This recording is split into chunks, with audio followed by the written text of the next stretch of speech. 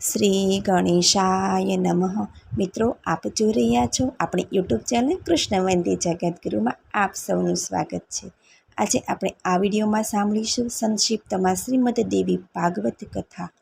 કહેવાય છે કે નવરાત્રિ દરમિયાન શ્રીમદ દેવી ભાગવત કથા સાંભળવાનો અનેરો મહિમા માનવામાં આવે છે. આજે આપણે સાંભળીશું શ્રીમદ દેવી ભાગવત કથા. જો આપને મારો આ વિડીયો પસંદ આવે તો લાઈક કરજો, શેર કરજો અને સબસ્ક્રાઈબ કરજો, જેથી મારા નવા વિડીયોની લિંક આપ સુધી પહોંચે. ધન્યવાદ. ઓમ શ્રી દુર્ગા દેવીએ નમઃ. બોલો શ્રી અંબે માત કી જય. આવો ભક્તો, સૌ સાથે મળીને આપણે શ્રીમદ દેવી ભાગવત કથાનું શ્રવણ કરીએ. તેમાં માતાજીના અનેક ચરિત્રોનું વર્ણન છે. શ્રીમદ દેવી ભાગવતમાં મા દેવી જગદંબાની અનેક લીલાઓનું વર્ણન કરવામાં આવ્યું છે. 18 પુરાણોની રચના વ્યાસ મુનિએ કરી, તેમાં શ્રીમદ દેવી ભાગવત અગ્રસ્થાને છે. આ પુરાણ સાંભળવાથી મનુષ્યના પાપ તાપો નષ્ટ પામે, વળી મનુષ્યને ધર્મ, અર્થ, કામ અને મોક્ષની પ્રાપ્તિ થાય તથા રોગ, દુઃખ, પીડા આદિ કષ્ટોથી મુક્તિ મળે. જેમ સૂર્યોદય થવાથી અંધકારોનો નાશ પામે, તેમ શ્રીમદ દેવી ભાગવત કથા સાંભળવાથી મનનો કલેશ, આદિ વ્યાધિ ઉપાધિથી જીવ મુક્ત થાય છે. એવું મહાત્મ્ય છે આ શ્રીમદ દેવી ભાગવત કથા સાંભળવાનું. સ્કંદ બીજામાં આપણે સાંભળીશું વ્યાસ ભગવાનની ઉત્પત્તિની કથા, મહાભીષ અને ગંગાજીની બ્રહ્માજીનો શ્રાપ, દેવવ્રતની ભીષ્મ પ્રતિજ્ઞા, પાંડવો કૌરવોના જન્મની કથા, કર્ણ તથા 5 પાંડવોનો જન્મ, કૌરવો પાંડવોનું ટૂંકમાં વર્ણન, પાંડવોનું હિમાલય આરોહણ, તક્ષક દંશથી રાજા પરીક્ષિતનું મૃત્યુ, પરીક્ષિત પુત્ર જન્મેજય દ્વારા સર્પયજ્ઞ, વ્યાસ અને નારદનો સંવાદ. આ વિશે આપણે આ બીજા સ્કંદમાં સાંભળીશું. સ્કંદ બીજો સત્યવતીના જન્મની કથા. ઋષિ મુનિઓએ સૂતજીને પૂછ્યું કે હે મહાભાગ, આપની આ સ્પષ્ટ વાણીથી અમે આશ્ચર્યચકિત થઈ ગયા છીએ. આથી અમારા મનમાં ઘણા પ્રશ્નો ઉપસ્થિત થયા છે. સર્વપ્રથમ તો પરમ પતિવ્રતા સત્યવતી પોતાના પિતાને ત્યાં રહ્યા હતા. એ સમયે એમના થકી વ્યાસજીનો જન્મ કેવી રીતે થયો? ત્યાર પછી એ જ સ્થિતિમાં રાજા શાંતનુ સત્યવતી સાથે વિવાહ કરી 2 પુત્રો કેમ ઉત્પન્ન કર્યા? હે સૂતજી, આપ તો નૈષ્ઠિક પુરુષ છો. આપ અમને આ રહસ્યમય કથા કહેવાની કૃપા કરો. સૂતજી કહે છે કે જે આદિશક્તિ છે તથા જેમની કૃપાથી ધર્મ, અર્થ, કામ તથા મોક્ષ સુલભ થઈ જાય છે, એવા પરમ શક્તિને પ્રણામ કરીને હું આ પુરાણ સંબંધી પાવન પ્રસંગોનું વર્ણન આપ સૌને કહું છું, તે આપ સૌ સાંભળો. એક પરમ સત્યવાદી, ધાર્મિક ઉપપરિસર નામના રાજા હતા. તેમની રાજધાની એધી દેશમાં હતી. તેમની પાસે પુષ્કળ ધનરાશિ હતી. તેમની એક સુંદર રાણી હતી. તેનું નામ ગિરિકા હતું. આ ગિરિકા પોતાના ઋતુકાળમાંથી સ્નાન કરી નિવૃત્ત થયા ત્યારે તેમણે પ્રસૂનવ્રત કર્યું અને પછી રાજા ઉપપરિસર પાસે પુત્ર પ્રાપ્તિ અર્થે માંગણી કરી. ત્યારે ઉપપરિસર રાજાને અગાઉ 5 પુત્રો તો હતા જ. એ 5 પુત્રોને અલગ અલગ દેશોના રાજા બનાવ્યા હતા અને ત્યારબાદ રાણીએ આવી માંગણી કરી ત્યારે ઉપપરિસર રાજાએ એ તરફ લક્ષ્ય આપ્યું નહીં અને પિતૃઓની આજ્ઞાથી એમને વનમાં મૃગ્યા કરવા જવું પડ્યું. પરંતુ એમના હૃદયમાં પોતાની પત્ની પ્રત્યે અપાર પ્રેમ હોવાને કારણે તથા પતિએ માંગણી કરી હતી તે યાદ આવતા તેમનામાં કામ ઉત્પન્ન થતાં એમનાથી વીર્ય સ્ખલન થઈ ગયું. રાજુએ વિચાર્યું કે મારું આ વીર્ય અમોઘ છે, માટે કરીને હું આ વીર્ય મારી સ્ત્રીને મોકલી આપું. આમ વિચાર આવતા જ રાજાએ એ વીર્ય અભિમંત્રિત કરી એક વડલાના પાનનો પડિયો બનાવી તેમાં મૂક્યું. પાસે જ એક બાજ પક્ષી હતું. તેને રાજાએ સૂચના આપી કે આ પડિયો તું હાલને હાલ લઈને ઉડ અને મારી પત્નીને આપી આવ. એનું નામ ગિરિકા છે. તેથી હમણાં જ તેના ઋતુકાળથી નિવૃત્ત થઈ છે. સુતજી કહેવા લાગ્યા, આમ પછી ઉપપરીસર રાજાએ પડ્યો બાજને આપ્યો. બાજ ઉપપરીસરની આજ્ઞાથી પડ્યો લઈ તેમને ઘેરે જવા ઉપડ્યો. ત્યાં આગળ માર્ગે જતાં તેને વચમાં કેટલા જ બાજ પક્ષીઓએ જોયું કે આ માંસ લઈને જાય છે. એમ વિચારી બાજ પક્ષી ઉપર હુમલો કર્યો. તે સમયે બાજની સાંચમાંથી તે પડ્યો છટકી ગયો. બરાબર નીચે જ યમુના નદી વહેતી હતી, તેમાં જઈ પડ્યો. એ જ સમયે એક સ્વર્ગની અપ્સરા યમુનામાં સ્નાન કરી રહી હતી. તેણીએ એક બ્રાહ્મણને દેવવંદના સ્તુતિ કરતા સ્નાન કરતો હતો. તેને જોઈને અપ્સરાને કુબુદ્ધિ સૂજી અને અપ્સરાએ જળમાં ડૂબકી લગાવી બ્રાહ્મણના પગ પાસે જઈ તેને પકડી લીધો. એ વખતે બ્રાહ્મણ પ્રાણાયામ કરતો હતો. જ્યારે તેમણે જોયું કે પોતાના પ્રાણાયામનો ભંગ કરનારી સ્વચ્છંદી અપ્સરા, એનું નામ અદ્રિકા છે, એને જોઈ બ્રાહ્મણે કહ્યું કે મારા ધ્યાનમાં તે વિઘ્ન નાખ્યું છે. મને ધ્યાન ભંગ કર્યો, એટલે હું તને શ્રાપ આપું છું કે તું માછલી થઈ જા. અને બ્રાહ્મણના શાપથી તુરત જ ચંદ્રિકા નામની અપ્સરા માછલી બની ગઈ. અમને યમુના નદીમાં ફરતી હતી તે જ સમયે બાજના સાચમાંથી પેલો પડ્યો યમુના નદીમાં પડ્યો અને જળમાં પેલું વીર્ય પડ્યું. તે તુરત જ માછલીના રૂપમાં રહેલી અપ્સરાએ તેને ગળી અને પેટમાં ઉતારી લીધું. હે મુનિવરો, બ્રાહ્મણના શ્રાપથી માછલી થઈ ગયેલી અપ્સરાએ બ્રાહ્મણને શ્રાપ મુક્ત કરવા વિનંતી કરી. ત્યારે બ્રાહ્મણને પણ થયું કે ક્રોધમાં આવી જઈને મેં તને શ્રાપ આપ્યો. ત્યારે અપ્સરા કહેવા લાગી કે હે કલ્યાણી, તું શોક ન કર. હું તને શાપ મુક્તિનો સમય કહું છું. જ્યારે તારા પેટમાં 2 માનવ પુત્ર ઉત્પન્ન થશે ત્યારે તારો શ્રાપથી ઉદ્ધાર થશે. બ્રાહ્મણના વચનોથી અપ્સરાએ સમયની રાહ જોતી માછલી રૂપે યમુનામાં ફરવા લાગી. થોડા સમય પછી માછીમારની જાળમાં સપડાઈ ગઈ. કિનારે લાવી માછીમારોએ તેને ચીરી નાખતા તેનું મરણ થયું અને બ્રાહ્મણના શ્રાપમાંથી ચંદ્રિકા નામની અપ્સરા મુક્ત થઈ પોતાના મૂળ સ્વરૂપે સ્વર્ગે ચાલી ગઈ. આ બાજુ માછીમારોએ માછલીનું પેટ ચીરતા તેમને 2 સુંદર બાળકો દેખાયા. માછીઓને પણ ઘણું આશ્ચર્ય થયું. એ બંને બાળકોને લઈને રાજા ઉપરીસર પાસે ગયા અને એ બંને બાળકો ઉપરીસરને સોંપ્યા. રાજા ઉપરીસરને પણ માછલીના પેટમાંથી બાળકો નીકળ્યા જાણું ઘણું આશ્ચર્ય થયું. એ બાળકમાં એક પુત્ર હતો અને એક પુત્રી હતી. રાજા ઉપરીસરે પુત્રને પોતાની પાસે રાખી લીધો અને મોટો થતાં એ બાળક મત્સ્યરાજ તરીકે પ્રખ્યાત થયો. જ્યારે પેલી બાળકીને માછીમારોને સોંપી દીધી. આ એ જ કન્યા કાલી એટલે કે મત્સ્યધરી કે મત્સ્યગંધા તરીકે ઓળખાવા લાગી, કારણ કે એના શરીરમાંથી માછલીની ગંધ પ્રવસતી હતી. એ કન્યા માછીમારોને ત્યાં મોટી થવા લાગી. વ્યાસ ભગવાનની ઉત્પત્તિની કથા. સુતજી કહેવા લાગ્યા કે હે મુનિઓ, આ મત્સ્યગંધા જ્યારે યુવાન થઈ અને યમુનાના કિનારે બેઠી હતી એ જ સમયે તપસ્વી તેજસ્વી પરાશરજી તીર્થાટન કરતાં ફરતા યમુના નદીને કિનારે આવ્યા. ત્યારે દેવયોગે આ કન્યાને જોઈને મુનિ કામવશ વિહ્વલ થયા અને કન્યાનો હાથ પકડી લીધો. એ સમયે પેલી કન્યા બોલી, હે મુનિવર, આપનો ઉત્તમ એવા કુળના છો અને હું તો માછી કન્યા છું. વળી મારા શરીરમાંથી માછલીની ગંધ પ્રસરે છે. મને જોતા આપે કામ ભાવે મારો હાથ ગ્રહણ કેમ કર્યો?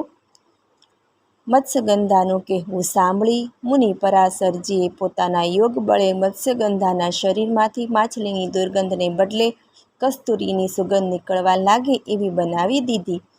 આથી તેના શરીરમાંથી કસ્તુરીની સુગંધ 4 કોશ દૂર ફેલાઈ ગઈ. આથી એનું બીજું નામ યોજનગંધા એવું પડ્યું. અને એ કન્યા પરાશરજીને કહેવા લાગી કે હે મુનિવર, દિવસનો ઉજાસ હોય અને સમાજ જોઈ રહ્યો છે. વળી સામે જ મારું ઘર છે, એટલે મારા પિતા પણ બેઠા છે. યોજનગંધાનું એવું સાંભળી મુનિ પરાશરે પોતાના તપોબળે 4 તરફ ધુમ્મસનું વાતાવરણ કરી નાખ્યું અને આ ધુમ્મસને લઈને ચારે તરફ અંધકાર છવાઈ ગયો. ત્યારે પરાશરજી તેની પાસે આવ્યા એટલે યોજનગંધા કહેવા લાગી કે હે મુનિવર, હું એક કુંવારી કન્યા છું અને તમારા થકી જો હું ગર્ભ ધારણ કરીશ તો સમાજને અને મારા પિતાજીને હું કઈ રીતે સમજાવી શકીશ? ત્યારે પરાશરજી કહેવા લાગ્યા કે હે કન્યા, તું મારા સંસર્ગમાં આવવાથી ગર્ભ ધારણ કરીશ, તેમ છતાં તારા પિતાને કે સમાજને આ રહસ્ય પામી નહીં શકે, માટે તું ચિંતિત થઈશ નહીં. એટલું જ નહીં, તું કુંવારી કન્યા જ રહીશ. ત્યારે યોજનગંધાએ મુનિવર પાસે પોતાની ઈચ્છા પ્રગટ કરી કે તમારાથી મને ગર્ભ રહેતો હોય એ બાળક પુત્ર જ હોય અને તેનામાં મહાન શક્તિઓ હોય, જે આપના જેવો શક્તિશાળી હોય તથા તેની કીર્તિ ત્રણેય લોકમાં ખ્યાતિ થાય તથા હું આજીવન કસ્તુરીની સુગંધ વાળી જ રહું તથા હું કુંવારી કાજ રહું. યોજનગંધાની ઈચ્છાઓને જાણી પરાશરજી કહેવા લાગ્યા કે હે સુંદરી, હે સુંદરી, હે સુંદર કન્યા, તારા ગર્ભથી ઉત્પન્ન થનારો પુત્ર થશે અને એ પુરાણોનો રચનાકાર થશે. વેદોનું અધ્યયન કરી તેના રહસ્યને સમજીને 4 ભાગ કરશે. તેમજ તારી ઈચ્છા પ્રમાણે તે પુત્રની પ્રતિષ્ઠા ત્રણેય લોકમાં સ્થાપિત થશે તથા તારા શરીરમાંથી નીકળતી સુગંધ કાયમ રહેશે. તેમજ તું નવયૌવના કુંવારિકા જ રહીશ અને પછી તું સત્યવતી નામે ઓળખાઈશ. આમ તે કન્યાને ઈચ્છા પ્રમાણે વચન આપ્યું અને ત્યાર પછી સત્યવતીએ પરાશરજીની ઈચ્છા પૂર્ણ કરી. પરાશરજીએ ત્યાર પછી યમુનામાં સ્નાન કર્યું અને ત્યાંથી ચાલ્યા ગયા. આ બાજુ સત્યવતી પિતાના ઘરે આવી ગઈ. સમાજ કે તેના પિતાને આ રહસ્યની જાણ થઈ નહીં. સત્યવતીએ ગર્ભ ધારણ કર્યો અને સમય જતાં પુત્રને જન્મ આપ્યો. એ પુત્ર એટલે ભગવાન વ્યાસજી. જન્મતાની સાથે જ વ્યાસજી મોટા થઈ ગયા અને સત્યવતીને કહેવા લાગ્યા કે માતે, મારી પાસે અપાર શક્તિઓનું બળ છે, કારણ કે જો તમારા ગર્ભમાં આવતા પહેલાં મારા મનને તપોનિષ્ઠ બનાવીને જ પ્રવેશ્યો હતો.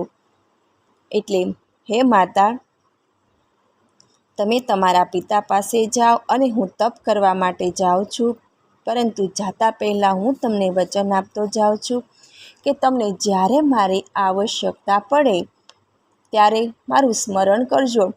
હું તુરત તમારી પાસે આવી પહોંચીશ.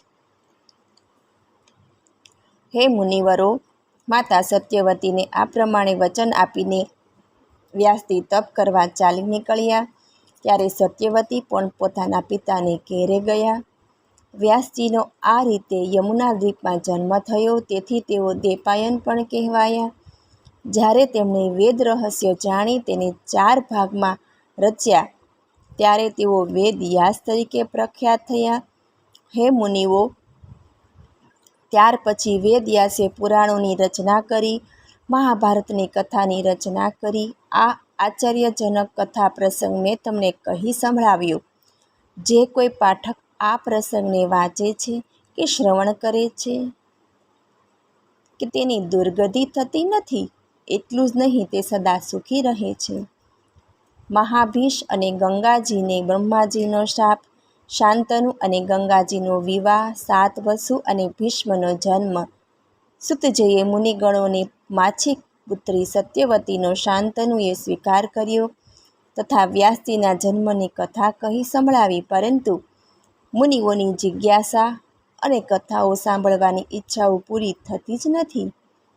તેથી તેઓ સુતજીને પ્રશ્નો કરી પોતાની અન્ય કથાઓ ભક્તિભાવથી સુતજીના મુખેથી સાંભળી ધન્યતાનો અનુભવ કરે છે. આથી તેઓએ સુતજીને પ્રશ્નો કર્યા કે હે સુતજી, મહાભીષ્મ અને ગંગાજીનો વિવાહ થયો કે નહીં?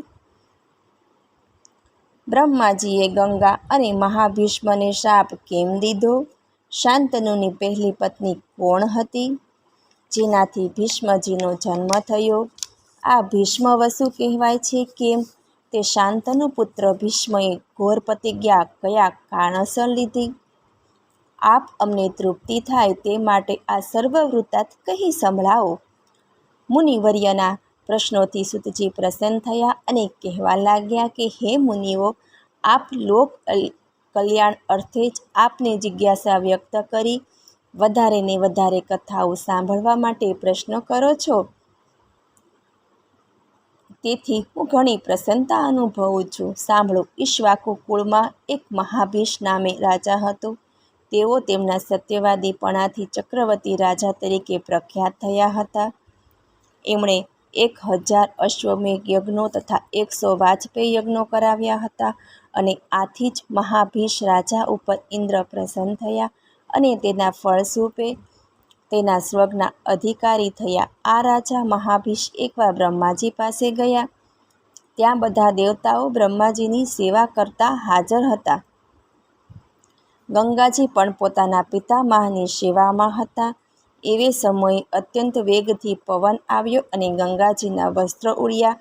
તેથી દેવતાઓએ પોતાની નજર તુરત જ ધરતી પર કરી લીધી. પણ રાજાભીષ પણ ત્યાં હતા, પરંતુ તેમણે નિર્ભયતાથી તેમની નજર ગંગાજી તરફ જ રાખી. ત્યારે ગંગાજી પણ તેમની તરફ જોઈ રહ્યા હતા અને આ રીતે તેઓ બંને એકબીજા પ્રત્યે આકર્ષણ પામી ચૂક્યા હતા. બ્રહ્માજી આ જોઈ ગયા અને તેમને ક્રોધ આપ્યો. ક્રોધમાં ને ક્રોધમાં ગંગાજીને અને મહાભીષને એક સરખો શ્રાપ આપી બેઠા કે જાઓ રાજન, તમે મૃત્યુલોકમાં જન્મો. આ જ શ્રાપ ગંગાજીને પણ આપ્યો. એ જ સમયે 8 વસુઓ વશિષ્ઠ બાપજીના આશ્રમે તેમની પત્નીઓની સાથે રાખી આવ્યા.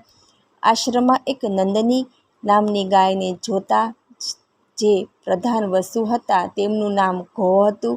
તેમણે પત્નીને પૂછ્યું કે હે નાથ, આ ઉત્તમ એવી કામધેનુ ગાય કોની છે? ત્યારે ઘોએ કહ્યું કે હે સુંદર સ્ત્રી, આ વશિષ્ઠ મુનિનો આશ્રમ છે અને આ ગાય પણ એમની જ છે. અને જે સ્ત્રીને અથવા પુરુષને આ નંદની નામની કામધેનુ ગાયનું દૂધ પાન કરવા મળી જાય અથવા પાન કરે તો તેને 10,000 વર્ષનું આયુષ્ય આપોઆપ મળી જાય છે. એટલે કે એ જીવી શકે છે અને તેની યુવાની કાયમ રહે છે. ઘો થકી આ કામધેનુની વાત સાંભળી તેની પત્ની કહેવા લાગી કે મારી એક સહેલી છે, તે મૃત્યુલોકમાં છે અને એ રાજર્ષિ ઉશિનરની પુત્રી થાય. તેની સુંદરતા અનુપમ છે. હે મહારાજા, આપ આ સુંદર નંદની કામધેનુને આપણા આશ્રમે લઈ લો, સાથે એના વાછરડાને પણ લઈ લો. આ કામધેનુ ગાયનું દૂધ જ્યાં સુધી મારી સખી પી ન લે ત્યાં સુધી આપણા આશ્રમમાં રાખો, કારણ કે આ ગાયનું દૂધ પીવાથી મારી સખીને ક્યારેય વૃદ્ધાવસ્થાનો સામનો નહીં કરવો પડે અને સમાજમાં તે ઉત્તમ કક્ષાની સ્ત્રી થઈ જશે. ઘોનું મનમાં આવી કપટથી કામધેનુ લઈ જવાની જરા પણ ઈચ્છા નહોતી, પરંતુ પોતાની સ્ત્રીને રાજી કરવા પોતાના મનને પોતાને વશ રાખનારા એવા વશિષ્ઠ ઋષિનું અપમાન કરી નંદની ગાયને ચોરી લઈ પોતાના સ્થાને જતા રહ્યા. આ કામમાં પૃથુ વગેરે વસુઓએ પણ મદદ કરી હતી. અહીંયા વશિષ્ઠ ઋષિ ફળ ફૂલ લઈને આશ્રમમાં આવ્યા ત્યારે નંદની ગાયને ન જોતા ગાય અને વાછરડો કોણ ચોરી ગયું એ જાણવા માટે એણે ધ્યાન કર્યું. ત્યારે તેમને ખ્યાલ આવી ગયો કે વસુઓએ મારું અપમાન કરીને ગાય વાછરડાને ચોરી ગયા છે. એટલે વશિષ્ઠ ઋષિએ એમના અપરાધ બદલ બધા વસુઓને આવો શ્રાપ આપ્યો. વસુઓને મૃત્યુલોકમાં જન્મ લેવો પડશે એવો શ્રાપ આપી દીધો. આની જાણ જ્યાં બધા વસુઓને થઈ ગઈ તેથી તેઓ ઘણા ખીન અને ઉદાસ થઈ બોલ્યા, આપણે શ્રાપગ્રસ્ત થઈ ગયા છીએ. એટલે એ બધા વસુઓ ઋષિના આશ્રમે આવી વશિષ્ઠને પ્રસન્ન કરવા તેમના શરણે ગયા અને ઋષિ સામે દયામણી આંખે જોવા લાગ્યા. આથી ઋષિને દયા આવી ગઈ અને તેઓ બોલ્યા, તમારે 1 વર્ષ સુધી જ માનવ યોનિમાં રહેવું પડશે, પરંતુ મારી સાથે છળ કરી મારી ગાય ચોરી જનારાએ મોટા ઘો નામના વસુને ઘણો વખત માનવ યોનિમાં રહેવું પડશે.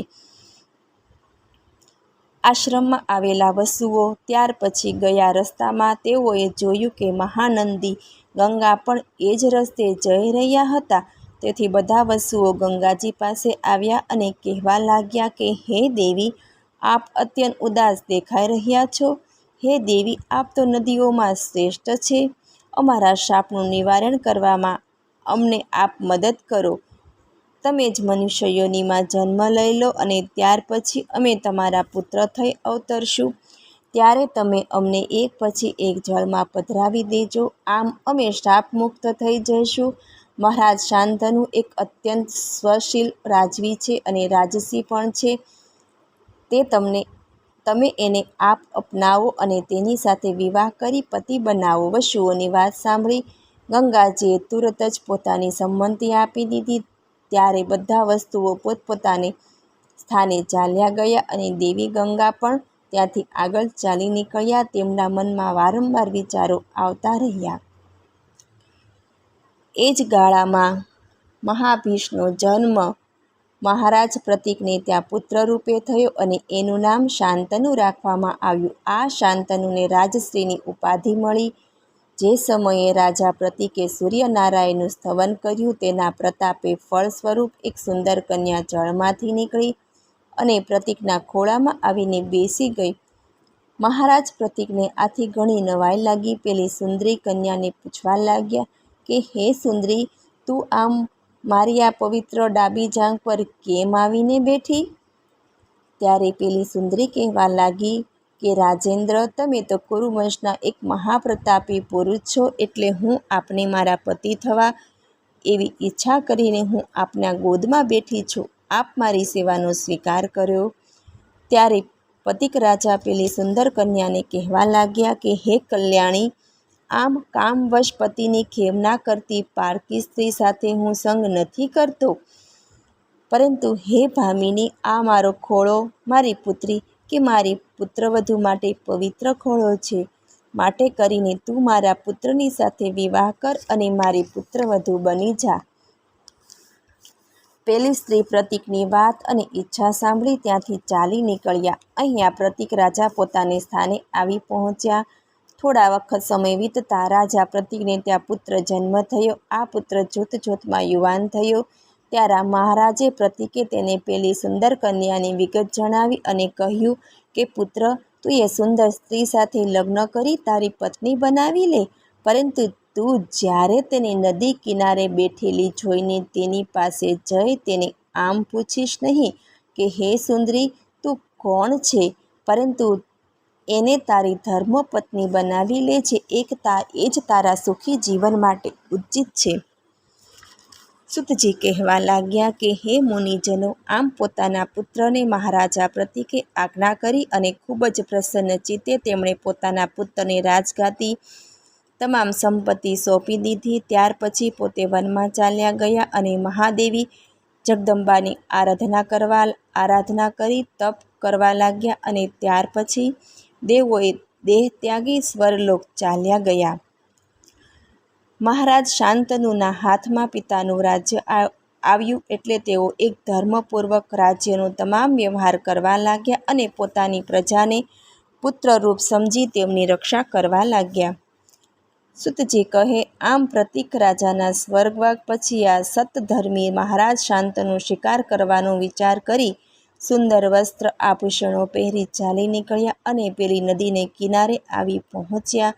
તો ત્યાં તેમને પેલી પોતાના પિતાએ કહી હતી તે સુંદર સ્ત્રી બેઠેલી જોઈ અને એને જોતા શાંતનુ તેની પાસે આવી ગયો.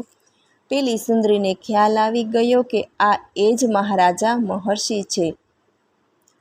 રાજા શાંતુએ તેની પાસે આવીને કહેવા લાગ્યા કે હે સુંદરી, તું કોઈ દેવી છો કે પછી માનુષી, ગંધર્વો કે યક્ષણી, નાગકન્યા અથવા તો સ્વર્ગની અપ્સરા છો? તું જે પણ કોઈ હો, તું મારી ધર્મપત્ની બની જા, સુખી થા, એ જ તારા માટે ઉચિત છે. સૂતજી કહેવા લાગ્યા કે શાંતનુને ખ્યાલ નથી કે સ્ત્રી ગંગા પોતે છે, પરંતુ ગંગાને ખ્યાલ આવી ગયો કે આ જ મહાભીષ છે, એટલે કહેવા લાગી મહારાજ, હું તમને ઓળખું છું. તમે મહારાજ પ્રતીકના પુત્ર છો, એટલે તમે મને એક વચન આપો એટલે હું તમને પતિ તરીકે સ્વીકાર કરું. પરંતુ તમારે વચનબદ્ધ થવું પડશે. શાંતનુએ પોતાની સંમતિ દર્શાવી. એટલે ગંગાએ કહ્યું, રાજન, તમને પતિ તરીકે સ્વીકારું છું. તમારે ત્યાં આવું ત્યાર પછી હું જે કંઈ કાર્ય કરું તે સારું હોય કે ખરાબ, પણ મને તે કાર્ય કરતાં તમારાથી મને રોકી શકાશે નહીં, કે મને કોઈ કટુ વચનો સંભળાવવાનો કોઈ અધિકાર તમને રહેશે નહીં. હે રાજન, તમે જ્યારે તમારું વચન ભંગ કરશો કે તુરત જ હું તમને છોડીને ચાલી દઈશ. બોલો. ત્યારે શાંતનુએ કહ્યું કે હે સુંદરી, તારી શરત મને મંજૂર છે.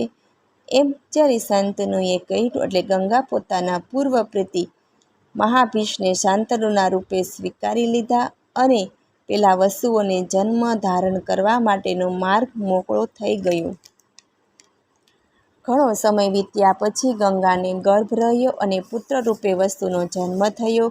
એટલે ગંગાએ નવજાત બાળકને લઈને નદીમાં પધરાવી દીધું. આમ એક પછી એક 7 વસુઓ પુત્ર રૂપે જન્મી લીધો. આ 7ને ગંગાજીએ નદીમાં પધરાવી દીધા. આથી શાંતનુને પારાવાર દુઃખ થયું. તેમ છતાં વચનબદ્ધ હોય તેઓ ગંગાને કાંઈ કહી શકતા નથી, પરંતુ અંદરને અંદર દુઃખી થયા કરે છે. પણ જ્યારે 8મો પુત્ર થતાં ગંગા તેને લઈને જળમાં પધરાવા જતી હતી, ત્યારે શાંતનુ પરિણામની પરવા ન કરતા ગંગાને આપેલું વચન તોડી અટકાવી કહેવા લાગ્યા કે મારા 7 પુત્રોને મારી નાખ્યા છે, પરંતુ મેં તને રોકી નથી. હવે આ 8મા પુત્રને તું જીવન દાન દે. પૂર્વે જે વસુએ વશિષ્ઠને ગાયની ચોરી કરી હતી તે ઘોર નામનો આ વસુ 8મો પુત્ર થયો હતો. ગંગા કહે, મહારાજ, નથી જાતી. તમે મને આપેલું વચન તોડ્યું છે, માટે હું અહીંયાથી ચાલી જાઉં છું અને આ પુત્રને પણ લઈ જાઉં છું, જે મોટો થતાં હું તમને પાછો આપી જઈશ. ત્યારે શાંતનુથી રહેવાયું નહીં અને ગંગાને કટુ વચનો કહેવા લાગ્યા. તેમ છતાં ગંગા શાંતનુને એ સ્થિતિમાં મૂકી પેલા 8મા વસુને લઈ ચાલવા લાગી. નદી કિનારે આવી ત્યારે પાછળ દુઃખી થતા અને આંસુ વહાવતા શાંતનુને આવતા જોઈ ગંગા કહેવા લાગી કે હે રાજન, તમને હું એ રહસ્ય સમજાવું. બ્રહ્માજીના શ્રાપથી 8 વસુઓને માનવ દેહ ધારણ કરવો પડ્યો હતો અને તેથી તેઓ મારા પુત્ર તરીકે અવતરવા લાગ્યા. પરંતુ તેઓએ મને વિનંતી કરેલી હતી કે હે ગંગાજી, તમે જન્મતાની સાથે જળમાં પધરાવી દેજો, જેથી કરીને મને બ્રહ્માજીના શ્રાપમાંથી મુક્ત થઈ જઈશું. હે રાજન, આ વસુઓ ત્યાર પછી પુત્ર રૂપે અવતર્યા અને તેમની ઈચ્છાથી જ જળમાં પધરાવ્યા છે. પરંતુ 8મો વસુ છે તે પૂર્વે ઘો નામે હતો અને તેની પત્નીના કહેવાથી કપટ કરી વશિષ્ઠ ઋષિનું અપમાન કરી તેની નંદની નામની ગાય વાછરડા સાથે ચોરી લીધી હતી.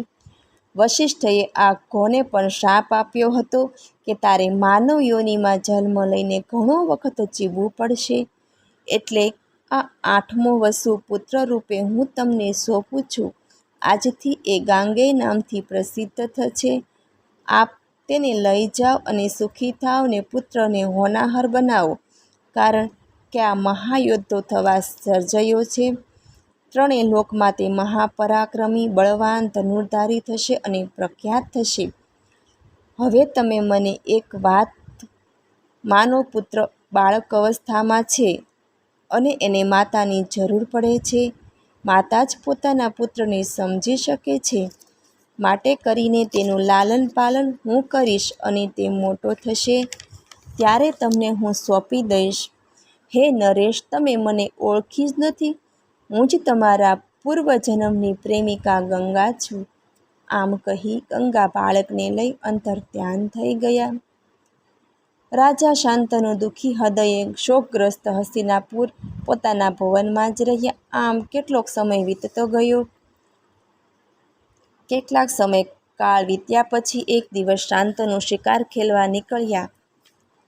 ગંગા નદીને કિનારે આવતા તેમણે જોયું કે કોઈક સુંદર ચહેરાવાળું, સુગઠિત, સ્નાયુબદ્ધ શરીર છે અને હાથમાં મોટું ધનુષ છે અને એ બાળક ધનુષ ઉપર બાણ ચડાવી લક્ષ્યબદ્ધ કરવા લાગ્યો.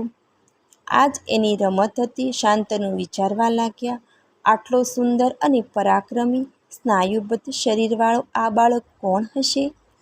આવું વિચારે છે એટલામાં જ તો ગંગા ત્યાં પ્રગટ થયા અને કહેવા લાગ્યા કે હે રાજન, આ તમારો જ પુત્ર છે. મેં એનું પાલન પોષણ કર્યું અને આજ સુધી તેની રક્ષા મેં કરી છે. રાજન, આ એ જ 8મો વસ્તુ પૂર્વજન્મનો ઘો છે. તેને વશિષ્ઠજીએ વધુ વખત જીવન જીવવાનો શાપ આપ્યો હોવાથી તે જીવિત છે. એટલે હવે તમને હું સોંપું છું. આમ કહી ગંગાએ શાંતનુને કહી બાળક ગાંગેયને શાંતનુના હાથમાં સોંપ્યો અને પછી પોતે અંતર ધ્યાન થઈ ગયા. બાળકનો હાથ પોતાના હાથમાં આવતા શાંતનુની આંખો હર્ષના આંસુથી છલકાઈ ગઈ. પુત્ર ગાંગેયને ગળે લગાવી દીધો અને ત્યારે તેમના હૃદયમાં વ્યાપેલો કલશ, વ્યથા, શોક તમામ દુઃખો દૂર થઈ ગયા. પછી તો બાળકને શાંતનુ હસ્તિનાપુર લઈ ગયા. રાજભવન પહોંચી શાંતનુએ બધાની ઉપસ્થિતિમાં ગાંગેયને હસ્તિનાપુરની રાજધાની સોંપી દેવાનો નિર્ણય સૌને સંભળાવ્યો. ગાંગેયને યુવરાજ પદ આપ્યું અને અભિષેક કર્યો. આથી તમામ ગુણોવાળા રાજકુમારને રાજ્યનો ઉત્તરાધિકારી બનાવી દીધો. પછી શાંતનુને અપાર સુખ થયું.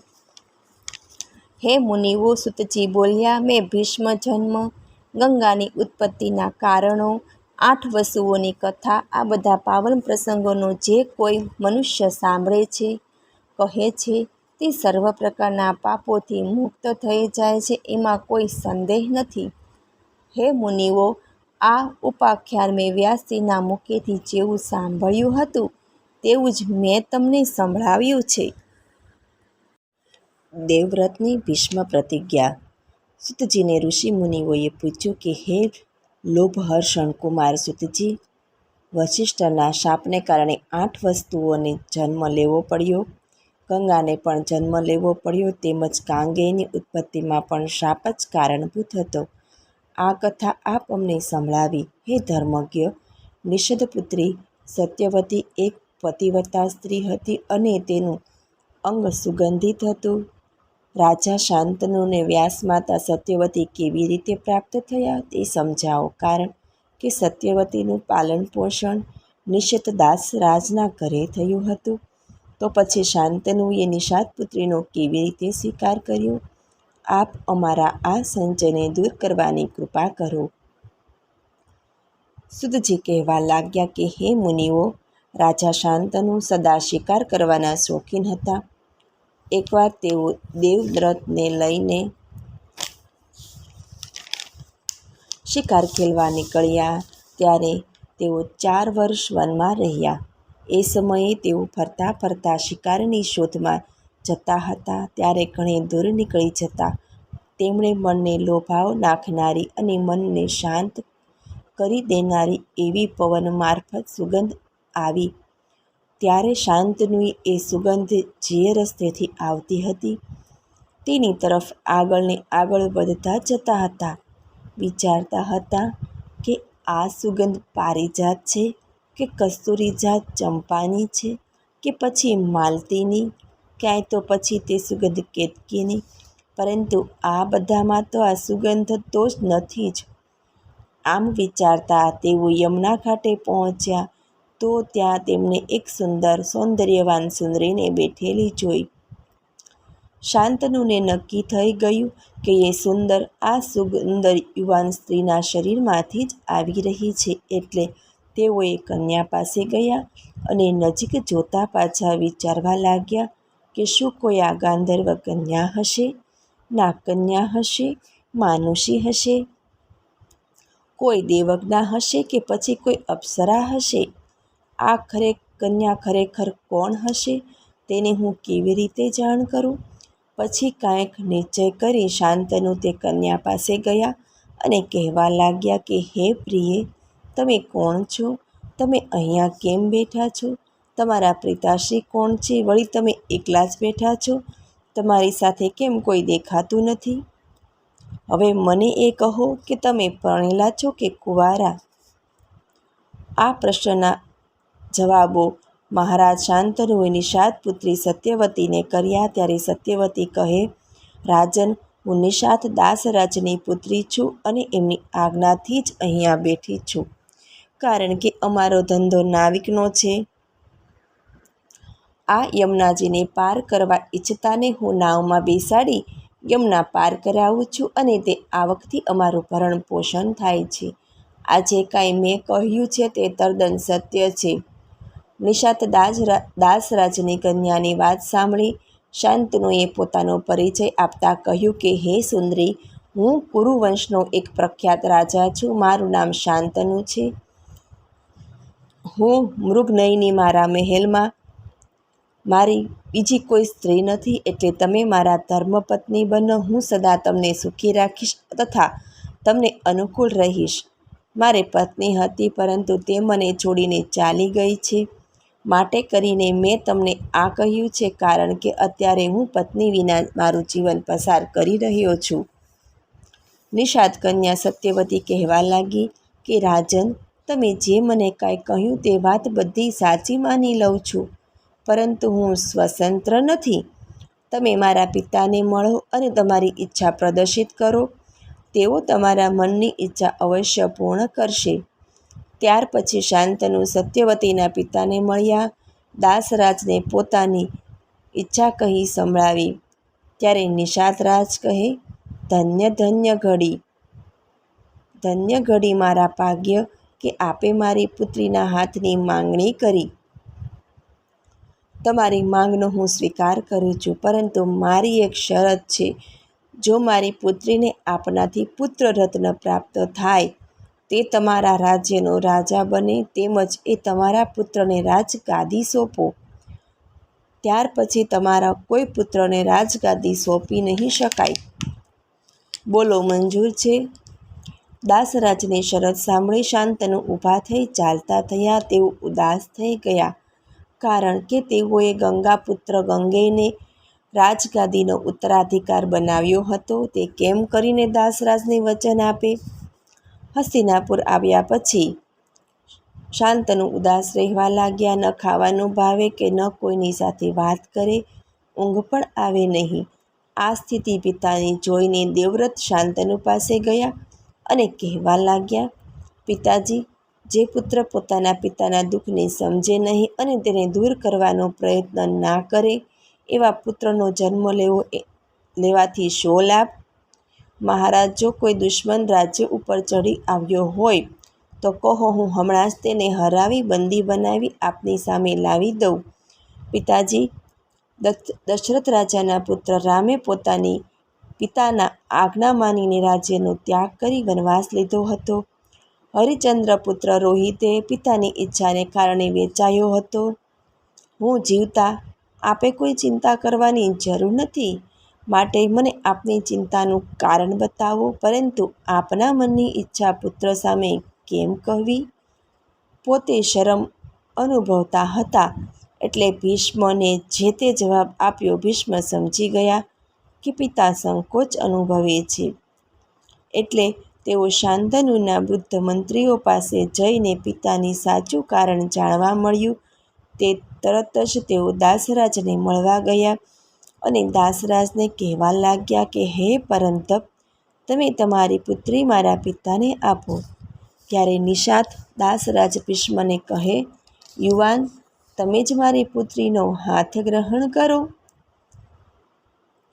ભીષ્મ કહેવા લાગ્યા કે હે નિષાદરાજ, તમારી પુત્રી મારી માતા બને છે અને માતા જ રહેશે. હું એમનો પુત્ર થઈ રહીશ. ત્યારે દાસરાજ કહેવા લાગ્યા કે કુમાર તમે છો, એટલે મારી પુત્રીનો પુત્ર કેવી રીતે રાજા બને? ભીષ્મ કહેવા લાગ્યા કે ચિંતા ન કરો, તમારી પુત્રીનો પુત્ર જ રાજા બનશે અને હું એમનો સેવક થઈ રહીશ. બોલો હવે. દાસરાજ કહેવા લાગ્યા, કુંવર, જાણી ગયો છું કે આપ પિતૃભક્ત છો અને જે કાંઈ તમે કહ્યું છે સત્ય છે, પરંતુ તમારા લગ્ન થાય અને તમારો પુત્ર મારી પુત્રીના પુત્ર પાસેથી રાજ્ય બળજબરીપૂર્વક લઈ લે તો? ત્યારે ભીષ્મ બુલંદ અવાજે આકાશ સામે બોલ્યા, તો સાંભળો દાસરાજ, હું લગ્ન જ નહીં કરું અને આજીવન તમારી પુત્રીના પુત્રનો સેવક થઈને રહીશ. આ મારી પ્રતિજ્ઞા છે. અને આ પ્રતિજ્ઞા હું કોઈ પણ સંજોગોમાં મિથ્યા નહીં થાય. સૂતજી કહેવા લાગ્યા, દેવવ્રતની આવી અટલ અને અવિચળ પ્રતિજ્ઞા સાંભળી દાસરાજે પોતાની પુત્રી શાંતનુને આપી દીધી. કૌરવો પાંડવોના જન્મની કથા. મહારાજ શાંતનુને પુનઃ સક્રિય કરવા અને આનંદમાં રાખવા માટે પુત્ર દેવવ્રત દાસરાજ પાસે પિતા માટે તેની પુત્રી સત્યવતીની માંગણી કરી. ત્યારે દાસરાજે શંકાઓ વ્યક્ત કરતા શાંતનુ પુત્ર દેવવ્રતે ભયંકર કહેવાય એવી કઠોર પ્રતિજ્ઞા આકાશના દેવો સામે નજર કરીને કરી કે પોતે આજીવન કુંવારા રહેશે, લગ્ન નહીં કરે. તદ ઉપરાંત સત્યવતીના પુત્રને રાજા બનાવી તેના સેવક થઈ રહેશે. સૂતજી કહે છે કે દેવવ્રતની આવી કઠોર અને અટલ પ્રતિજ્ઞા સાંભળી દાસરાજે સત્યવતીને મહારાજ શાંતનુને અર્પણ કરી. દેવવ્રતે આવી ભીષ્મ પ્રતિજ્ઞા કરી તેથી તેઓ ભીષ્મ કહેવાયા. હે મુનિવરો, ત્યાર પછી શાંતનુએ સત્યવતીને પોતાની પત્ની સાથે સ્થાપી. શાંતનુને એ ખબર નહોતી કે સત્યવતીનો પહેલો પુત્ર વ્યાસજી હતા તેની તેને જાણ ન હતી. સમય જતાં સત્યવતીએ 2 પુત્રોને જન્મ આપ્યો. એકનું નામ ચિત્રાંગદ અને બીજાનું નામ વિચિત્રવીર્ય. આ 2 પુત્રો સમય જતાં મૃત્યુ પામ્યા. ત્યારે વંશને ચાલુ રાખવા સત્યવતીએ પોતાના પ્રથમ પુત્ર વ્યાસને યાદ કર્યા અને વિચિત્રવીર્યના ક્ષેત્રમાં ધૃતરાષ્ટ્રનો જન્મ થયો. આ પુત્ર નેત્રહીન થયો. વિચિત્રવીર્યની પત્નીએ વ્યાસજીને જોઈને આંખો બંધ કરી દીધી હતી એટલે એનો પુત્ર ધૃતરાષ્ટ્ર અંધ હતો. જ્યારે બીજી સ્ત્રીએ પોતાના શરીર પર બધે ચંદનનો લેપ કરી નાખવાથી તેનો પુત્ર પાંડુ રોગગ્રસ્ત થયો. ત્રીજી વખત સ્ત્રીએ વ્યાસજી પાસે અંધારાનો લાભ લઈ પોતાને બદલે દાસીને મોકલી આપી. દાસીને પણ પુત્ર થયો, તેનું નામ વિદુરજી થયું. આ વિદુરજી અત્યંત બુદ્ધિમાન હોવાથી મંત્રીઓએ વિદુરજીને મંત્રીપદ સોંપ્યું. ધૃતરાષ્ટ્ર અંધ હોવાથી ભીષ્મજીની સંમતિથી નાના પુત્ર પાંડુને રાજ્યકાર ભાર સોંપી રાજા બનાવ્યા. ધૃતરાષ્ટ્રની 2 પત્નીઓ હતી. એકનું નામ ગાંધારી હતું, તે સુબલ રાજાની પુત્રી હતી અને બીજી પત્નીનું નામ વેશ્યા હતું, એટલે કે વેશ્ય કન્યા હતી. તે ઘરનું સર્વ કામકાજ સંભાળતી હતી. પાંડુને પણ 2 પત્નીઓ હતી. એકનું નામ જે સુરસેન રાજાની પુત્રી કુંતી અને બીજી પત્નીનું નામ માદ્રી હતું, તે મદ્ર રાજની પુત્રી હતી. ધૃતરાષ્ટ્ર પત્ની ગાંધારીએ 100 પુત્રોને જન્મ આપ્યો. જ્યારે બીજી પત્ની વેશ્યાએ પણ 1 પુત્રનો જન્મ આપ્યો. તે અત્યંત મનોહર અને યુદ્ધનો અતિ શોખીન તથા યુદ્ધ કળામાં માહિર હતો. પાંડુ પત્ની કુંતી જ્યારે પિતાને ઘેર હતી ત્યારે કન્યા અવસ્થામાં જ તેમણે કર્ણને જન્મ આપ્યો હતો. આ કર્ણ સૂર્યના પ્રસાદરૂપી કૃપાથી જન્મ્યો અને એનું નામ કર્ણ રાખવામાં આવ્યું. આ કર્ણ જન્મથી જ કવચ અને કુંડળ સાથે લઈને આવ્યો હતો. આ પછી કુંતી પાંડુ પત્ની થઈને હસ્તિનાપુર આવ્યા. કર્ણ તથા 5 પાંડવોનો જન્મ.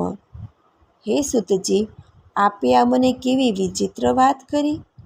કુંતી તો કુંવારિકા હતી, તો પછી તેને પહેલો પુત્ર કેવી રીતે થયો અને ત્યાર પછી તેનો વિવાહ પાંડુ સાથે થયો.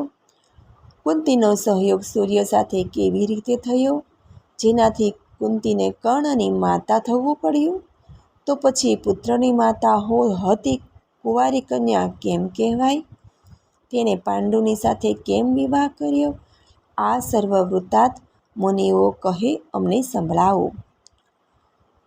સૂતજીએ કહ્યું કે જે સમયે રાજા સુરસેનની પુત્રી જ્યારે નાની હતી ત્યારે રાજા કુંતીભોજ અને તેને સુરસેન પાસેથી માગી અને પોતાને ત્યાં લઈ આવ્યા અને એનું પાલન પોષણ કરવા લાગ્યા. કુંતી ખૂબ જ સુંદર હતી. અગ્નિહોત્રનો સમય હતો. રાજા કુંતી ભોજની આજ્ઞાથી કુંતી સર્વે સેવા કાર્યો સંભાળતી હતી. એ સમયે મુનિવર દુર્વાસાજી ત્યાં પધાર્યા. ત્યારે કુંતીએ મુનિ દુર્વાસાનું ભલીભાંતિ સ્વાગત કર્યું. કુંતીની સેવા ભાવનાથી દુર્વાસાનું મન અત્યંત પ્રસન્ન થયું અને સંતોષ પામ્યા. ત્યારે દુર્વાસાએ કુંતીને એક અત્યંત ઉત્તમ એવો મંત્ર શીખવાડ્યો અને કહ્યું, કુંતી, આ મંત્રથી તું જે દેવની ઈચ્છા કરીને પ્રયાગ કરશે એટલે એ દેવ તારી પાસે પ્રગટ થશે અને તારી ઈચ્છા પૂર્ણ કરશે. દુર્વાસાના ચાલ્યા ગયા પછી કુંતી પોતાના મહેલમાં બેઠી હતી. ત્યારે તેને પેલા મંત્રનો પ્રભાવ જાણવાની ઈચ્છા થઈ. એ જ વખતે સૂર્યનારાયણ આકાશમાં પૂર્ણ કળાએ પ્રકાશિત હતા. તેના પર કુંતીની નજર પડી અને કુંતીએ પેલો મંત્ર પ્રયાગ કર્યો. એના પ્રભાવથી સૂર્યનારાયણ આકર્ષિત થયા અને એક સુંદર પુરુષનું રૂપ લઈ કુંતી સામે હાજર થયા. એને જોઈને કુંતી ડરની મારી થરથર ધ્રુજવા લાગી. આથી સૂર્યનારાયણ બોલ્યા, કુંતી, તે મંત્ર પ્રયોગ કરી મને કેમ બોલાવ્યો? તે મને બોલાવ્યો એટલે જ હું તારી પાસે આવ્યો છું. એટલે તારે મારું સ્વાગત કરવું જોઈએ. તું જે મંત્ર બોલી તેનાથી હું વિવશ થઈ ગયો છું. માટે કરીને તું મારું સ્વાગત કર. ત્યારે કુંતી કહેવા લાગ્યા કે હે ધર્મના રહસ્યના જાણનાર, હે પ્રભુ, આપનાથી કશું અજાણ્યું શું છે? હું કુંવારી કન્યા છું. ત્યારે સૂર્ય બોલ્યા, કુંતી, જો તું મારું સ્વાગત નહીં કરે તો હું તને અને જેણે આ મંત્ર આપ્યો છે તેને બંનેને શ્રાપ આપીશ. તારો કન્યા ધર્મ ભંગ નહીં થાય એ વાત તદ્દન નક્કી સમજ. માટે કરીને તું મારું સ્વાગત કર. એથી વિશેષ સમગ્ર લોકમાં આ રહસ્યને કોઈ જાણી નહીં શકે તથા તને મારા જેવો જ અતિ બળવાન તેજસ્વી પુત્ર ઉત્પન્ન થશે. આમ કુંતીને ઈચ્છિત વરદાન આપીને ભગવાન સૂર્યનારાયણ પોતાના લોકમાં ચાલ્યા ગયા. સૂર્યના તેજ થકી કુંતીએ ગર્ભ ધારણ કર્યો અને સમય જતાં તેને પુત્ર થયો. આ પુત્ર જન્મ સાથે જ કવચ અને કુંડલ લઈને આવ્યો હતો. સુંદર મુખવાળા આ પુત્રને કુંતીએ એક પેટીમાં મૂકી રાય માતાને સોંપી દીધો. દાય માતા એ પેટી લઈને ચાલી નીકળી. ત્યારે રસ્તામાં તેને અધિરથ નામનો સૂત મળ્યો. અધિરથની પત્ની પણ તેની સાથે હતી. અધિરથે દાય માતા પાસેથી પુત્રને માગી લીધો. અધિરથની પત્ની આવા ક્રાંતિવાર સુંદર પુત્રને જોઈને રાજી થઈ ગઈ. તુરત જ તેને પોતાની ગોદમાં તેડી લીધો અને પછી બંને પોતાને ઘેર આવી પુત્રનું લાલન પાલન કરી પોષણ કરવા લાગ્યા. આ જ બાળક યુવાન થઈ મહાપરાક્રમી યોદ્ધા થયો અને ત્યારે તે કર્ણ નામથી પ્રખ્યાત બન્યો. ત્યાર પછી એ જ કુંતી સ્વયંવરમાં પાંડુની પત્ની થઈ હસ્તિનાપુર આવ્યા. આ પાંડુને માંદ્રી નામક એક બીજી કન્યા હતી. તેની પત્ની હતી એ માદ્ર રાજાની પુત્રી હતી. સમય જતાં પાંડુ રાજા શિકાર કરવા વનમાં ગયા. ત્યાં એક મુનિ મૃગનું રૂપ લઈને પોતાની સ્ત્રી સાથે વિહાર કરતા હતા. પાંડુને આ વાતની ખબર નહીં એટલે તેમણે મૃગનો શિકાર કર્યો. ત્યારે ઋષિ બોલ્યા, પાંડુ, હું તને શ્રાપ આપું છું. તું જ્યારે પણ તારી પત્ની સાથે વિલાસ કરીશ ત્યારે તુરત જ તારો મૃત્યુ થશે. મારો શાપ સત્ય ઠરશે. પાંડુ શ્રાપથી દુઃખી થઈ ગયા અને રાજ્યનો ત્યાગ કરી વનમાં ચાલ્યા ગયા.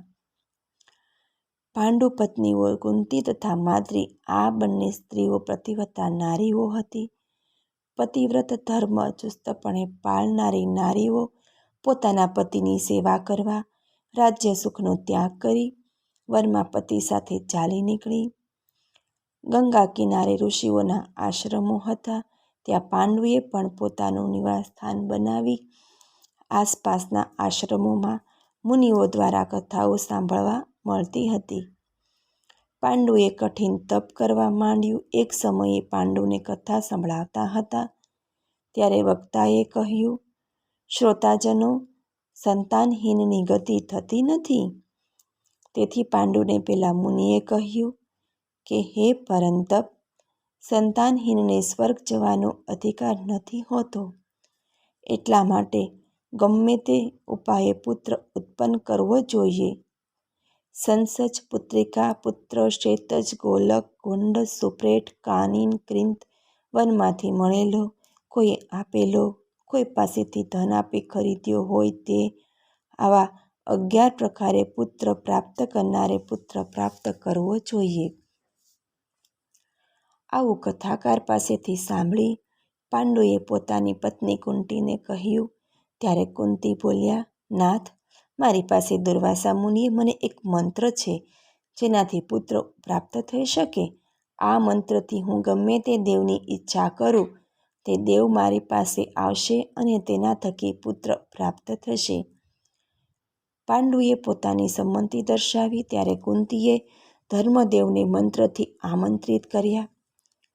ધર્મરાજા મંત્રથી પધાર્યા અને તેમની કૃપા વડે કુંતીને યુધિષ્ઠિર પુત્ર રૂપે મળ્યા. પછી વાયુની કૃપાથી ભીમ, દેવરાજ ઇન્દ્રની કૃપાથી અર્જુનને પ્રાપ્ત કર્યા. આમ 1 વર્ષનું અંતર રાખી કુંતીએ દેવોની કૃપાથી 3 પુત્રો પ્રાપ્ત કર્યા. ત્યારે માદ્રીએ પણ પુત્રની ઈચ્છા કરતા પાંડુએ કુંતીને પેલું મંત્ર આપવા કહ્યું. કુંતીએ માદ્રીને મંત્ર આપ્યો. માદ્રીએ એ મંત્રના પ્રયોગથી અશ્વિની કુમારો આવ્યા અને તેમની કૃપાથી માદ્રીને 2 પુત્રો સહદેવ અને નકુલની માતા બન્યા. હે દ્વિજવરો, આમ બંને માતાઓ થકી પાંડવ ક્ષેત્રજ થયા. એક સમયની વાત છે. કુંતી કોઈ કારણસર આશ્રમમાં હતા નહીં. સુમસાન આશ્રમમાં ફક્ત પાંડુ અને માદ્રી 2 જ હતા. ત્યારે દેવયોગે જે બન્યું હોવું જોઈએ કેમ પાંડુ માદ્રીને જોઈને એકદમ આકર્ષિત થયા અને માદ્રીનો હાથ પકડી પોતાની પાસે ખેંચી. માદ્રીએ તેને રોકવા ઘણા પ્રયત્નો કર્યા, પરંતુ જ્યાં પાંડુનું મૃત માથે ઘૂમતું હોય ત્યાં તે ન રોકાય. આ દેવયોગ બીજું નહીં તો બીજું શું? અને તેઓએ માદ્રી સાથે સહયોગ કર્યો કે તુરત જ પાંડુ ગબડી પડ્યા અને તેમનું મૃત્યુ થયું. આસપાસના મુનિઓએ પાંડુની અંતિમ ક્રિયા કરી. સતીઓની સત્યતાનું પાલન કરતા માદ્રી પતિની ચિતા પર બેસી સતી થઈ ગયા. તેમણે ધર્મના સાક્ષીએ પોતાના બંને પુત્રો નકુલ અને સહદેવને કુંતીને સોંપી દીધા. આસપાસના આશ્રમોમાં રહેતા તપસ્વી મુનિઓ કુંતી તથા 5 કુંવરોને લઈ હસ્તિનાપુર આવી ભીષ્મજીને સોંપ્યા. ભીષ્મએ કુળવધુ અને 5 પાંડવોને પોતાની સાથે હસ્તિનાપુરમાં રાખ્યા અને તેમનું પાલન પોષણ કર્યું. હે મુનિઓ, આમ 5 પાંડવોની ઉત્પત્તિ થઈ. કૌરવો પાંડવોનું ટૂંકમાં વર્ણન. પાંડવોનું હિમાલય આરોહણ. સૂતજી સંક્ષિપ્તમાં સર્વ વૃત્તાંત મુનિઓને કહેવા લાગ્યા કે હે મુનિગણો, અર્જુને લક્ષવેધ કરી સ્વયંવરમાં દ્રૌપદીને મેળવી અને ભીમે તરત જ દ્રૌપદીને ખંભે બેસાડી માતા કુંતી પાસે આવ્યા. ત્યારે માતા કુંતી સ્નાન કરી રહ્યા હતા. ભીમે કહ્યું, માં, જો હું કાંઈક લાવ્યો છું. એટલે માતા કુંતી સ્નાન કરતા ભીમને કહે છે કે જે લાવ્યો હોય તે 5 ભાઈઓ વહેંચી લો. હે મુનિગણો, માતા કુંતાથી આમ કહેવાઈ ગયું અને આદરણીય હોય તે 5 પાંડવોની પત્ની બની દ્રૌપદી છે સત્યભામી પતિવ્રતા પવિત્ર નારી હતી. તે 5 પાંડવોથી દ્રૌપદીને 5 પુત્રો થયા. સુભદ્રજી શ્રીકૃષ્ણના બહેન થતા હતા. તેમની સાથે અર્જુનના વિવાહ થયા. અર્જુને સુભદ્રાજીનું અપહરણ શ્રીકૃષ્ણને સંમતિથી કર્યું હતું. આ સુભદ્રાથી અર્જુનને વીરપુત્ર અભિમન્યુ પુત્ર રૂપે જન્મ્યો અને યુદ્ધભૂમિમાં વીરતાપૂર્વક યુદ્ધ કરી મેદાનમાં વીર ગતિને પામ્યો. દ્રૌપદીના 5 પુત્રોની યુદ્ધમાં ક્રૂર રીતે હત્યા થઈ. વિરાટ રાજાની પુત્રી સાથે અભિમન્યુનો વિવાહ થયો હતો. વિરાટ પુત્રીનું સૌંદર્ય અનુપમ હતું, પરંતુ અભિમન્યુના મૃત્યુથી વંશ ખતમ થતો હતો. તેથી એ સમયે વિરાટ પુત્રીએ એક પુત્રને જન્મ આપ્યો, જેનો પ્રાણ અગ્નિબાણથી નીકળી ગયો હતો. ત્યારે ભગવાન શ્રી કૃષ્ણે પોતે વિરાટ પુત્રી ઉત્તરાનાએ બાળકની રક્ષા કરી. એ બાળક અશ્વત્થામાના અગ્નિબાણથી બળી રહ્યો હતો. ત્યારે પોતાની અદ્ભુત શક્તિથી ભગવાન શ્રી કૃષ્ણે તેને બચાવી લીધો. વંશ સમાપ્ત થવાનો હતો ત્યારે જ એ પુત્ર ઉત્પન્ન થયો હતો. ઉત્તરાના પુત્રનું નામ પરોક્ષિત હતું. પોતાના તમામ પુત્રોના મૃત્યુથી ધૃતરાષ્ટ્ર અત્યંત દુઃખી હતા. ધૃતરાષ્ટ્રે દુઃખી હૃદયે પુત્રોના શ્રાદ્ધ આદિ કર્મ વિધિપૂર્વક કર્યા.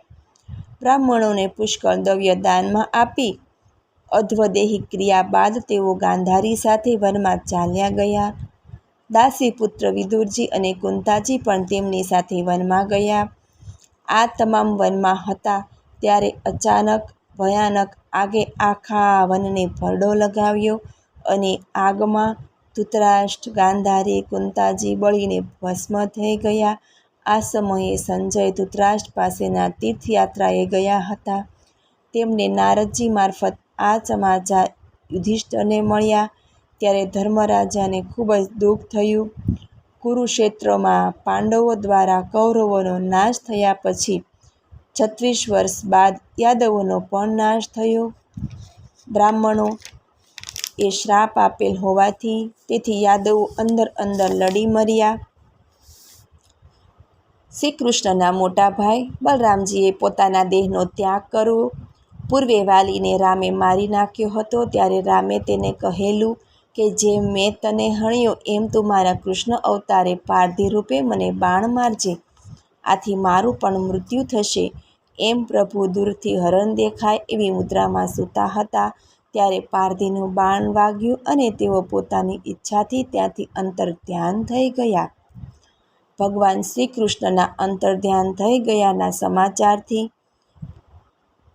વસુદેવજીએ ભગવતી ભુવનેશ્વરીનું ધ્યાન ધર્યું અને પોતાના પ્રાણને પોતાની ઈચ્છાથી છોડી પોતાના દેહનો ત્યાગ કર્યો. ત્યાર પછી સમુદ્રએ ભગવાન શ્રી કૃષ્ણની દ્વારિકા નગરી ડૂબાડી દીધી. ત્યારે અર્જુન સૌને લઈને જતા હતા. એ સમયે કાબા અને કાબાઓએ અર્જુનને લૂંટી લીધો. સમય સમય બળવાન હે નહીં મનુષ્ય બનવાન, કાબે અર્જુન લૂંટ્યો વહી અર્જુન વહી બાણ. કારણ કે પ્રભુ શ્રી કૃષ્ણના સ્વધામ સધાવી જવાથી અર્જુનનો પ્રભાવ ક્ષીણ થઈ ગયો હતો. યાદવોનો સંહાર તથા શ્રી કૃષ્ણ સ્વધામ ગયાના સમાચાર મળતા ધર્મરાજ યુધિષ્ઠિરે હિમાલય જવાનો નિશ્ચય લઈ લીધો. પરીક્ષિતનો રાજ્યાભિષેક કરાવી દ્રૌપદી તથા બધા ભાઈઓએ સાથે લઈ ધર્મરાજ યુધિષ્ઠિરે હિમાલય જઈને સૌને પોતાના દેહનો ત્યાગ કર્યો. મહારાજ પરીક્ષિત અત્યંત ધર્મપરાયણ પુરુષ હતા. ધર્મને પુત્ર સમાન લેખતા તેમણે 8 વર્ષ સુધી રાજ્યાસન નિભાવ્યું. તેમના રાજ્યમાં પ્રજા ઘણી સુખી હતી. રાજાએ તેમનું પાલન પોષણ કર્યું. એક સમયે રાજાને શિકાર કરવાની ઈચ્છા થઈ અને તેઓ શિકાર કરવા જંગલમાં ગયા. ઘણો સમય શિકારની શોધમાં વીત્યો, પરંતુ શિકાર હાથ લાગ્યો નહીં. પરીક્ષિત રાજાને થાક લાગ્યો હતો, તે તરસ પણ લાગી હતી. આમ તેમ નજર કરતા રાજાની નજરે એક મુનિ ધ્યાનાસનમાં બેઠા હતા. પરીક્ષિત રાજાએ મુનિ પાસે પાણી માગ્યું, પરંતુ મુનિ ધ્યાનમાં બેઠા હોવાથી કોઈ જવાબ મળ્યો નહીં. એટલે તરસથી અકળાયેલા પરીક્ષિતને ક્રોધ ચડ્યો. તેણે મુનિના ગળામાં પાસે રહેલો એક મરેલો સાપ પડ્યો હતો એણે પોતાના ભાલા ઉપર ઉઠાવી મુનિના ગળામાં વીંટી દીધો અને ત્યાંથી આગળ વધ્યા. આ મુનિનો એક પુત્ર ખૂબ જ તેજસ્વી હતો. તેના મિત્રએ આવીને તેને કહ્યું કે મુનિકુમાર, તારા પિતાના ગળામાં કોઈએ મરેલો સાપ વીંટળી દીધો. આ સાંભળતા જ મુનિકુમાર અત્યંત ક્રોધે ભરાયો અને હાથમાં જળ લઈ શ્રાપ આપ્યો કે જેણે મારા પિતાના ગળામાં મરેલો સાપ વીંટળાયો છે તે આજથી 7 રાત્રિ બાદ તક્ષક નામનો નાગ કરડશે. મુનિનો શિષ્ય દોડ્યો અને રાજા પરીક્ષિતને મુનિપુત્રએ એમને શ્રાપ આપ્યો છે તે કહી સંભળાવ્યો. તક્ષક દંશથી રાજા પરીક્ષિતનું મૃત્યુ. મુનિકુમાર ગવિ જાતના દીધેલા શ્રાપથી રાજા પરીક્ષિત અત્યંત દુઃખી થયા. તેમણે પોતાના મંત્રીઓને બોલાવી તેમને કહ્યું, બ્રાહ્મણનો શાપ મને લાગ્યો છે. મેં ક્રોધમાં મુનિનો અપરાધ કર્યો છે. મુનિઓ, આપ મને વિચાર કરીને કહો કે કારણ મારું મૃત્યુ છે સર્પદંશથી નક્કી છે. એમને કોઈ ટાળી શકે તેમ નથી. આ પ્રમાણે મંત્રીઓને પોતે શાપગ્રસ્ત થયા છે કહી ઉપાય વિચારવાનો સમય આપી તુરત જ રાજ્યનો કારભાર પોતાના વિશ્વાસુ સેવકોને સોંપી એક 7 માળ ઊંચી ઇમારત બનાવડાવી તથા તેઓ મંત્રીઓની સાથે ઉપર જઈને રહેવા લાગ્યા. ચારે તરફ કડક બંદોબસ્ત કરી સૂચના આપી કે કોઈ પણ આ ભવનની આસપાસ ફરકવો ના જોઈએ. તદ ઉપરાંત મંત્રીવિદોને પણ રોકી દીધા. આમ રીતે રક્ષાનો પ્રબંધ કરી રાજા પરીક્ષિત પેલા ગોરમુખ નામના મુનિને પોતાના શ્રાપ દેનારા મુનિ ક્ષમા કરે, કારણ કે રાજા પરીક્ષિત અમારા પરમ સેવક છે, એટલે આપ કૃપા કરી એનો અપરાધ બદલ ક્ષમા કરે. આવું પરીક્ષિત પેલા ગોરમુખ મુનિને સમજાવી મોકલ્યા, પરંતુ પેલા શ્રાપ દેનાર મુનિએ કોઈ પ્રતિભાવ આપ્યો નહીં. ત્યારે એક વિદ્વાન મંત્રસિદ્ધ પ્રાપ્ત કરેલ કશ્યપ નામના મંત્રજ્ઞાતાને ધનની અત્યંત જરૂર હતી અને તે ધન લોભી પણ હતો. એટલે એને ખબર પડી કે પરીક્ષિત શાપગ્રસ્ત થયેલા છે. કોઈ બ્રાહ્મણોનો પરીક્ષિતે અપરાધ કર્યો એટલે મુનિએ શ્રાપ દઈ દીધો. આ જાણી કશ્યપ તુરત જ પરીક્ષિત રાજા પાસે પહોંચવા ચાલી નીકળ્યો. એ જ સમયે તક્ષક નાગ પણ મનુષ્ય રૂપ ધારણ કરી ચાલી નીકળ્યો. ત્યારે તેણે આ કશ્યપને જોયો. તેથી તક્ષકે પૂછ્યું, મુનિ, આમ ઉતાવળે આપ ક્યાં જઈ રહ્યા છો? કશ્યપે કહ્યું, રાજા પરીક્ષિતને તક્ષક નામનો નાગ દંશ દેવાનો છે, એટલે એમના શરીરમાંથી વિષયાગ્નિને મારો મંત્ર શક્તિથી હું દૂર કરીશ, એટલે હું જાઉં છું. રાજા પરીક્ષિતનું આયુષ્ય હશે તો હું અવશ્ય જીવિત રાખીશ. મંત્રજ્ઞાતા કશ્યપની વાત સાંભળી તક્ષકે કહ્યું, એ તક્ષક હું જ છું અને પરીક્ષિત રાજાને દંશ દઈને મારા વિષના અગ્નિથી બાળીને હું એને ભસ્મ કરી નાખીશ. એટલે તમે અહીંયાથી જ પાછા વળો, કેમ કે જેને હું દંશ મારું છું એનું મૃત્યુ નિશ્ચિત થઈ જાય છે અને એનો કોઈ ઉપાય કોઈ મંત્રથી થઈ શકે તેમ નથી. પરંતુ તમે કહો છો કે તમે તમારા મંત્ર પ્રભાવે પરીક્ષિતને જીવતા કરવાનું કહો છો, તો તમારા મંત્રનો પ્રભાવ કેવો છે તે મને બતાવો. હું આ વડના વૃક્ષને દંશ દઉં છું, તેથી તે બળીને ભસ્મ થઈ જશે. ત્યાર પછી કશ્યપ કહે કે નાગરાજ, તમારા દંશ દેવાથી એ બાળીને ભસ્મ થયેલાને હું મારા મંત્રબળના પ્રભાવે ફરીથી આ વટવૃક્ષને લીલુંછમ કરી દઈશ. સૂતજી કહે છે કે ત્યારે તક્ષકે ક્રોધ કરીને પેલા વટવૃક્ષમાં પોતાના વિષયુક્ત દાંત મારી દંશ મારી દીધો. વટવૃક્ષ વિષાગ્નિથી તરત જ બળીને ખાખ થઈ ગયું. ત્યારે તક્ષએ કહ્યું, દ્વિજવર, હવે તમે આ વટવૃક્ષને પુનઃ જીવિત કરો. એટલે કશ્યપ કહે કે ભયાનક વિષધર, તમે મારા મંત્રનું બળ જુઓ. કહીને કશ્યપે વૃક્ષની ભસ્મ ભેગી કરી પોતાના હાથમાં જળાંજલિ ભરી મંત્રથી એ જળને અભિમંત્રિત કરી ને પૂર્ણ વિશ્વાસથી વૃક્ષની ઉપર ભસ્મ છાંટ્યું. જળનો છંટકાવ ભસ્મ ઉપર થતાં જ વટવૃક્ષ જેવું લીલુંછમ હતું તેવું હર્યું ભર્યું થઈ ગયું. કશ્યપજીની આ મંત્ર શક્તિ જોઈને તક્ષકને આશ્ચર્યચકિત થઈ ગયો અને ગભરાયો પણ ખરો. અને તેથી એણે કહ્યું, બ્રાહ્મણ, તમે તો આટલો બધો પરિશ્રમ કરો છો, તમારે શેની ઈચ્છા છે? તમારે જે જોઈએ તે હું તમને મેળવી આપું શકું એમ છું. કશ્યપ કહેવા લાગ્યા, નાગરાજ, મારે ધનની ઘણી જરૂર છે. મહારાજ પરીક્ષિતને પુનઃ જીવિત કરીને હું તેમની પાસેથી પુષ્કળ દ્રવ્ય મેળવી શકું છું. આ જ વિચારીને હું ત્યાં જાઉં છું. તક્ષક કહે, હે દ્વિજવર, તમને રાજા થકી જેટલું ધન મેળવવાની આશા હોય એટલું ધન હું તમને આપું. એ લઈને તમે તમારે ઘેરે જાઓ. બોલો, હું અત્યારે જ તમને ધન આપું છું. સૂતજી કહેવા લાગ્યા કે પરમાત્મા મહત્વને જાણવાવાળા કશ્યપે તક્ષકની વાત સાંભળી પોતાના કર્તવ્ય ધર્મની વિષયમાં વિચાર કર્યો કે જો હું ધન લઈને કર્તવ્ય પૂર્ણ કર્યા વિના મારા ઘરે જઈશ તો ધન લોભી કહેવાઈશ. જગતમાં મારી નિંદા થશે, જે નહીં ખત્મ નહીં થાય.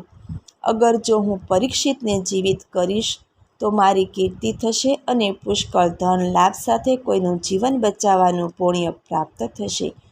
આટલા માટે મારા કર્તવ્યનું પાલન કરવું જોઈએ અને પ્રતિષ્ઠાન રક્ષા કરવી જોઈએ.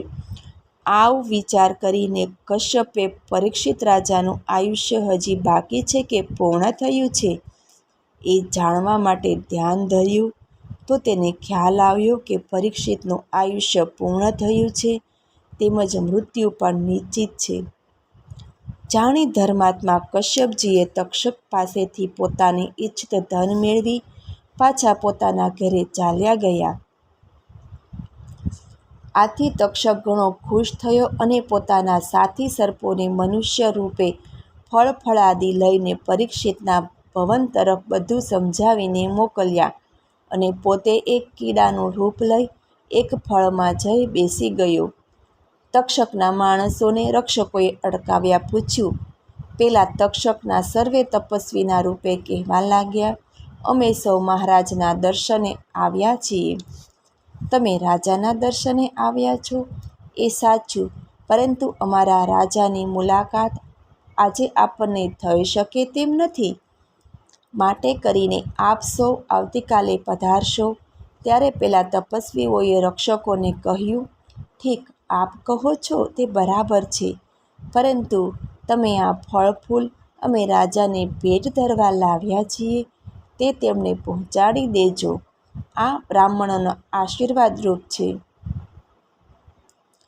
રક્ષકોએ અત્યંત વિનમ્રતાથી બ્રાહ્મણો પાસેથી ફળ ફૂલ લઈ લીધા અને રાજા પરીક્ષિતને પહોંચાડ્યા. રાજાને ખબર નહોતી.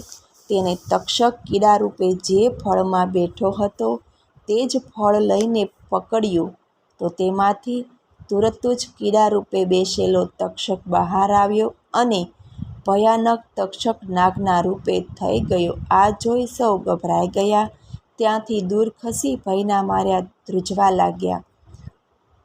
તક્ષકે ત્યાર પછી જરા પણ વાર કરી નહીં રાજા પરીક્ષિતને દંશ દીધો. રાજાનું જીવન સર્પદંશથી સમાપ્ત થઈ ગયું. પછી તક્ષકે પોતાનું કાર્ય પતાવી અંતરિક્ષમાં ચાલ્યો ગયો. પરીક્ષિત પુત્રે જન્મેજય દ્વારા સર્પયજ્ઞ. સૂતજી કહેવા લાગ્યા, મહારાજ પરીક્ષિતના મૃત્યુથી સૌને ઘણો શોક થયો. પરીક્ષિત પુત્ર જન્મેજય હજુ બાળ અવસ્થાએ છે એટલે રાજ્યના સર્વ મંત્રીઓએ મહારાજ પરીક્ષિતની પારલૌકિક ક્રિયાઓ સંપન્ન કરી. શુભ મુહૂર્તે જન્મેજયનો રાજ્યાભિષેક મંત્રીઓએ કર્યો. ત્યાર પછી જન્મેજય 11 વર્ષના થયા ત્યારે તેમની વિદ્યાભ્યાસની શરૂઆત કુળના પુરોહિતે કરી. જન્મેજય એટલા બધા હોશિયાર હતા, તેમની બુદ્ધિ ઘણી કુશાગ્રહી હતી, તેથી પુરોહિત કંઈ પણ શીખવે તે તેઓ બરાબર ધ્યાન દઈને સાંભળી અને શીખી લેતા. જેમ દ્રોણાચાર્ય અર્જુનને પરશુરામે કર્ણને વિદ્યાભ્યાસ કરાવ્યો હતો, તેમ કૃપાચાર્યએ જન્મેજયને સંપૂર્ણ ધનુ વિદ્યા શીખવી. આમ શસ્ત્રવિદ્યા તથા શાસ્ત્રવિદ્યામાં તેઓ પારંગત થઈ ગયા. વિશેષમાં તેઓ પરમાર્થ વિષયક જ્ઞાનથી પણ તેઓને સંપન્ન કરી લીધું. સદા સત્યભાષી, પોતાના મનને ઇન્દ્રિયોને પોતાને વશમાં રાખતા હતા. આવા પ્રજાહિત, પ્રજાપાલક, મહાપરાક્રમી એવા જન્મેજય સાથે કાશીનગર સ્વર્ણવર્માને પોતાની પુત્રી વયુષ્ઠમાનો વિવાહ કર્યો. રાજ્યકારભાર મંત્રીઓ સુયોગ્ય રીતે સાંભળવા લાગ્યા. તે સમયની વાત છે. એક ઉત્તક નામના મુનિ હતા. તેમને તક્ષકે ઘણું કષ્ટ આપ્યું હતું. તેથી તક્ષક ઉપર બદલો લેવા ઉત્તક મુનિ હસ્તિનાપુર ગયા અને જન્મેજય રાજાને કહેવા લાગ્યા, રાજન, તમે ભરતવંશના રાજાઓમાં સૌથી ઉત્તમ રાજા છો. તક્ષકના નાશથી મૃત્યુ પામેલા તમારે પિતાની મુક્તિ નથી થઈ. તેઓ અંતરિક્ષમાં આમ તેમ ભટકે છે. એક આદર્શ અને પિતૃભક્ત પુત્રનો ધર્મ તમે નિભાવો અને તમામ સર્પોનો નાશ કરી તમારા પિતાજીનો ઉદ્ધાર કરાવો. કેમ કે પિતાના વૈરને ભૂલનારો પ્રાણી જીવિત હોવા છતાં મરેલો જાણવો. એટલે તમે તમારા પિતાની મુક્તિ અર્થે સર્વોને મારી નાખો. હે રાજન, તમે અંબા યજ્ઞ કરાવી સર્પોનો નાશ કરાવો. તે તમારા માટે આવકાર્ય ગણાશે. સૂતજી કહેવા લાગ્યા, ઉત્તકની વાત સાંભળી જન્મેજય રાજાએ પોતાના મંત્રીઓને બોલાવી સૂચના આપી કે તમે સૌ અંબા યજ્ઞ કરાવવા માટેની જે કંઈ આવશ્યક સામગ્રી એકઠી કરાવો. પિતાની મુક્તિ અર્થે પૂર્ણ વિધિપૂર્વક સર્વમેઘ યજ્ઞ કરવામાં આવશે. તક્ષક યજ્ઞ પશુ બનશે. ઉત્તક યજ્ઞ કાર્યના આચાર્ય બનશે. સૂતજી કહે છે, આમ યજ્ઞની સર્વે તૈયારીઓ થઈ ગઈ. યજ્ઞવેદીનું નિર્માણ કરવામાં આવ્યું અને યજ્ઞનો આરંભ થયો. સર્પોની આહુતિ અપાવા લાગી. તક્ષક આ જાણી ગભરાયો, દોડ્યો ઇન્દ્ર પાસે અને ઇન્દ્રની સ્તુતિ કરતા કહેવા લાગ્યા કે હે દેવ, મારી રક્ષા કરો. હું અત્યંત ભયભીત થઈને આપની શરણમાં આવ્યો છું. ત્યારે ઇન્દ્રએ તક્ષકને આસ્વદ કરી પોતાની નજીક બેસાડી તેને ભયમુક્ત કરવા કહ્યું. આની જાણ તુરત જ ઉત્તંગને થઈ ગઈ અને તે ઇન્દ્ર પર ક્રોધાયમાન થઈ ઇન્દ્ર સહિત તક્ષક નાગનું પોતાના થોડા બળે આહ્વાન કર્યું. ત્યારે તક્ષકે યાયાવર વંશમાં ઉત્પન્ન થયેલા આસ્તિકનું ધ્યાન ધર્યું. એટલે મુનિવર આસ્તિક ત્યાં પ્રગટ થયા અને રાજા જન્મેજયને સમજાવવા માટે કહ્યું. આ મુનિ આસ્તિક બાળવસ્થાથી જ મહાવિદ્યાધર વિદ્વાન હતા. તેમણે વિદ્યા તેજથી દીપતા મુનિનું રાજાએ ખૂબ માનભેરી સ્વાગત કર્યું. પછી મુનિની ઈચ્છા જાણવા પૂછ્યું. ત્યારે આસ્તિકે કહ્યું, મહાભાગો, હવે આપ આ સર્વ યજ્ઞ કરવાનું બંધ કરી દો. જન્મેજય રાજા સત્યવચનથી બંધાયેલા હતા. ઉત્તક મુનિને બીજી વાર યજ્ઞ બંધ કરવાની પ્રાર્થના કરી. ત્યારે રાજાએ સર્પોની આહુતિ બંધ કરી દીધી. ત્યાર પછી વેશ પાટલીજીએ રાજા જન્મેજયને સંપૂર્ણ મહાભારતની કથા સંભળાવી. પરંતુ કથા સાંભળવા છતાં રાજાને ચિત્તમાં શાંતિ થઈ નહીં. એટલે તેમણે રાજા જન્મેજયે વ્યાસજીને પૂછ્યું કે મારા ચિત્તને શાંત કરવાનો કોઈ ઉપાય મને બતાવો. મારું અંતઃકરણ સદાય અગ્નિથી બળ્યા કરે છે. હે મુનિવર, આપ જ બતાવો, મારે શું કરવું? સૂતજી કહેવા લાગ્યા, રાજા જન્મેજયની વાત સાંભળી સત્યવતી નંદન વ્યાસજી પરિસભામાં તેમને કહેવા લાગ્યા કે હે રાજન, એક અદ્ભુત અને પરગોનીય એવું પુરાણ તમને સંભળાવું છું. એ પુરાણનું નામ છે શ્રીમદ દેવી ભાગવત. મેં પહેલાં આ પવિત્ર પુરાણ મારા પુત્ર શુકદેવજીને સંભળાવ્યું હતું અને એ પુરાણ દેવી ભાગવત હવે તમને સંભળાવું છું. આ વાત મારી અતિ ગોપનીય છે. તેને જ્યાં ત્યાં પ્રગટ ના કરવી જોઈએ. આ પુરાણથી ધર્મ, અર્થ, કામ અને મોક્ષ સરળ અને સુલભ થઈ જાય છે. આ પુરાણમાં ઘણી કથાઓ આવે છે તથા વેદોનો સાર પણ બતાવ્યો છે. આ પુરાણ કલ્યાણકારી તથા સુખ આપનાર છે. વ્યાસજીનું કહેવું સાંભળી જનમેજય વ્યાસજીને પૂછ્યું, પ્રભુ, આ આસ્તિક કોનો પુત્ર હતો અને યજ્ઞમાં કયા કારણસર તે વિઘ્ન નાખવા આવ્યો? સર્પરક્ષા કરવાથી તેનું પ્રયોજન શું હતું? તેણે આવી શ્રેષ્ઠતા કેમ કરી? હે મહાભાગ, આપ તો ઉત્તમોત્તમ વ્રતોનું પાલન કરવાવાળા છો, માટે કરીને આ બધી વાતોની આપ સ્પષ્ટતા કરવાની કૃપા કરો અને આ પુરાણ પણ સંપૂર્ણ વિસ્તારથી સંભળાવવાની મને કૃપા કરો. વ્યાસજી કહે છે કે એક જરત્કાર નામના ઋષિ હતા. ઋષિ સ્વભાવે ઘણા સૌમ્ય હતા. તેઓ ગૃહસ્થાશ્રમી થયા ન હતા. તેઓ વનમાં વિચરણ કરી રહ્યા હતા ત્યારે તેમણે એક ખાડામાં પોતાના પુત્રને લટકતો જોયો. ત્યારે એ પિતૃએ જરત્કારુને કહ્યું, પુત્ર, તમે વિવાહ કરી લ્યો એટલે અમે પરમ તૃપ્ત થઈ શકીએ અને તારા સદાચારી હોવાને લીધે અમે સ્વર્ગના અધિકારી થઈ જઈશું. પિતૃઓની વાત સાંભળી જરત્કારુ કહેવા લાગ્યા કે હે પૂર્વજો, જો કદાચ મારા નામવાળી અને નિરંતર મારે આધીન રહેવાવાળી કન્યા મારા માગ્યા સિવાય સામેથી મને મળશે તો હું તુરત જ તેની સાથે વિવાહ કરી લઈશ. અને આ મારી વાત બિલકુલ સત્ય છે. આમ પોતાના પિતૃઓને જરત્કારો કહીને તીર્થયાત્રાએ ચાલ્યા ગયા. એ જ સમયે સર્પોની માતાએ સર્પોને શાપ આપ્યો, તમે બળીને ભસ્મ થઈ જાઓ. આ પ્રસંગ એવો છે કે કશ્યપ મુનિને 2 પત્નીઓ હતી, કદ્રુ અને વનિતા. આ બંને સંવાદ કરવા લાગી. સૂર્યનારાયણના રથને જોડેલા ઘોડા જોઈને કદ્રુ વિનિતાને કહેવા લાગી, જો વિનિતા, આ સૂર્યનારાયણના રથને જોડેલા સફેદ અશ્વ સફેદ રંગના છે. તું શું કહે છે? બોલ, તારી સમજ પ્રમાણે અશ્વ કેવા રંગના છે? પછી આપણે શરત લગાવીએ કે જે હારી જાય તે દાસી બને. કદ્રુ કહેવા લાગી, સુમુખી, મારી સમજ પ્રમાણે અશ્વ કાળા રંગનો છે. બરાબર, એટલે હવે તું જ મારી દાસી બનવાનું સ્વીકારી લે.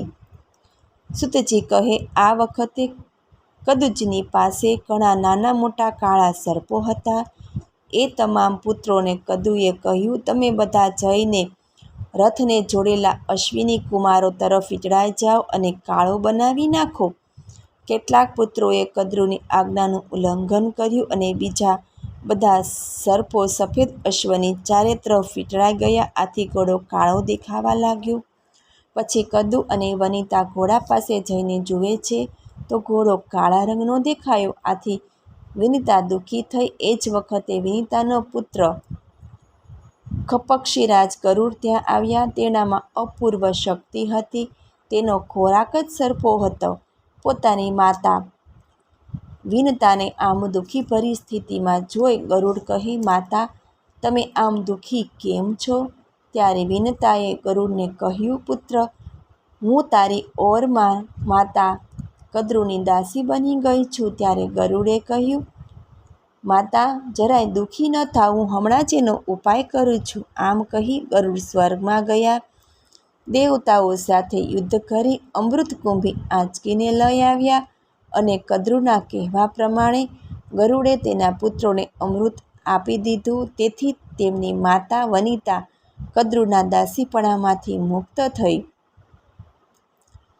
વ્યાસજી કહે છે કે એક દિવસ બધા સર્પો સ્નાન કરવા ગયા ત્યારે ઇન્દ્રએ આવીને અમૃત ચોરીને જતા રહ્યા. પછી ગરુડના માતા વિનતા દાસીપણામાંથી છૂટ્યા હતા. અહીંયા સ્નાન કરતા સર્પોએ ત્યાં થયેલા કૃષા કહેતા દર્ભને ચાટવા લાગ્યા. દ્રભની બંને તરફની તીક્ષ્ણ ધારો અને અણીથી સર્પોના ચાટવાથી તે સૌની જીભ વચ્ચેથી 2 ભાગ થઈ ગયા. કદ્રુએ પોતાના જે સર્પપુત્રોને શાપ આપ્યો હતો તેવા શાપગ્રસ્ત વાસુકી પ્રભૃતિ નાગ બ્રહ્માજીની શરણે ગયા અને તેઓએ દીધેલા શાપથી માતાએ દીધેલા શાપથી ઉત્પન્ન થયેલા ભયની વાત કહી.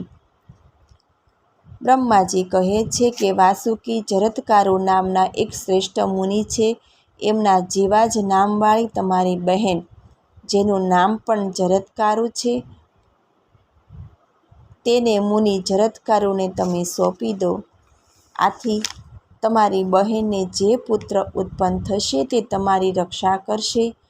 આવી કલ્યાણકારી વાત બ્રહ્માજીની સાંભળી વાસુકી વનમાં ગયો અને તેની બહેનને વિનયપૂર્વક મુનિ જરત્કારુને સોંપી દીધી. જરત્કારો મુનિ પોતાના સમાન નામવાળી જાણીને વાસુકીને કહ્યું, જે ક્ષણે તારી બહેન મારું કોઈ અપ્રિય કાર્ય કરશે તે જ ક્ષણે હું તેનો ત્યાગ કરીશ.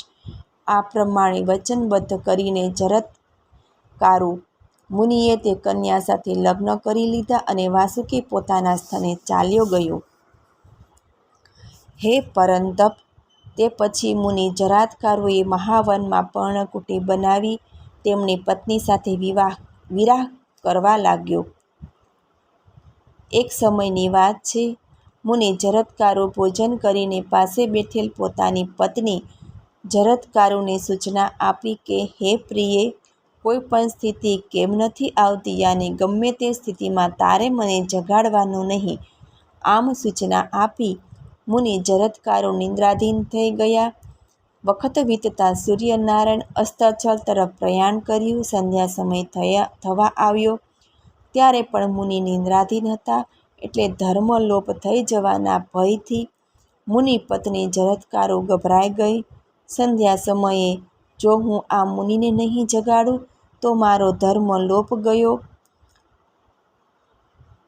કારણ કે સંધ્યાનો સમય વ્યર્થ જતો રહેશે, પરંતુ તેથી તેઓ મારો ત્યાગ કરશે.